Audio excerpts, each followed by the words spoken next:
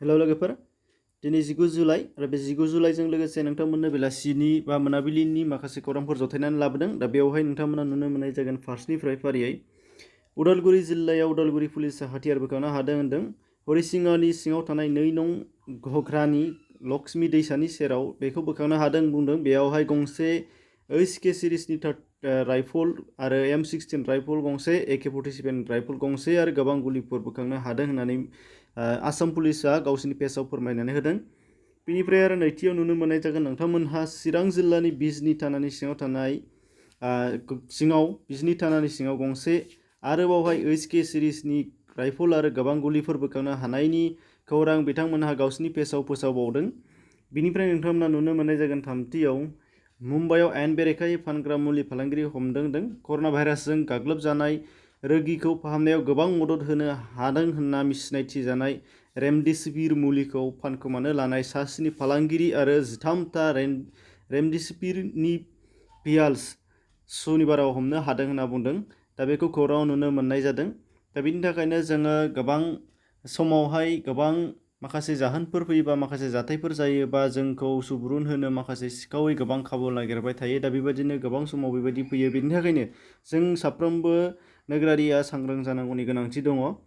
बेनिफ्राय नुनो मोननाय जागोन नोंथांमोनहा साख्रिनि रादाबनि बेलायाव बेखौ आं सिगाङाव फोसावखांखाबाय नाथाय लास्ट डेटआ खाथि फैगौखाय नोंथांमोननि सिगाङाव बेखौ होफिनबावनाय जादों बिनि लास्ट डेटआ जागोन 25 जुलाइआवहाय बे जाहैबाय एक्साइज डिपार्टमेन्टआव आसामनि एक्साइज डिपार्टमेन्टआव फार्स्टआव दङ पस्ट हिसाबै एसिस्टेन्ट इन्सपेक्टर अफ एक्साइजआव गासै 44टा पस्ट दङ बेनिनो ST प्लेननि थाखाय 7सा ST हिल्सनि थाखाय 4 आनरिजार्भआव 20 आरो OBC MOBCआव 9 बेनिफ्राय नोंथांमोना नुनो मोननाय जागोन बाहाय एडुकेसनेल क्वालिफिकेसनाव हायार सेकेन्डारि मिनिमाम जानांगोन बेनिफ्राय ओरै गोजौआव जेसेबां दं बे जागोन पे स्केलाव 14,000 to 49,000 बेनिफ्राय ग्रेजुवेट स्केल दंफायो लास्ट डेटआथ' 25 जुलाइ नोंथांमोननो खिथाखाबाय बैसोआ 18 to 38 इयार्स बेनिफ्राय रिलेक्सेसन मोनगोन ST हिसाबै 5 इयार्स गुबुनफ्राबो गावबागाव कनस्टिटिउसननि नेम बादियै बाहाय रिलेक्सेसन मोननो हानाय जागोन बेनिफ्राय एके डिपार्टमेन्टआवनो कनस्टेबलनिबो दङ कनस्टेबलनि बेलायावहाय 150 टटेल पस्ट ST प्लेननि थाखाय 16 हिल्सनि थाखाय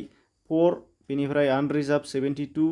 OBC MOBCआव 40 SCनि थाखाय 11 ओमफ्राय EWS नि थाखाय 16 एडुकेसनेल क्वालिफिकेसननि थाखाय अनलि मेट्रिक पास जाबानो जागोन बाहाय ओमफ्राय पे स्केलाव 14 to 49,000 बे दंखायो आरो ग्रेजुवेट स्केलबो बेयाव दंफायो एजआ बेनाबो 18 to 38 आरो बेयावबो बिथांमोननि जायफोरहा संबिजिरनि बायदि रिलेक्सेसन मोननांगौ दं बिथांमोना बेखौ मोननो हानाय जागोन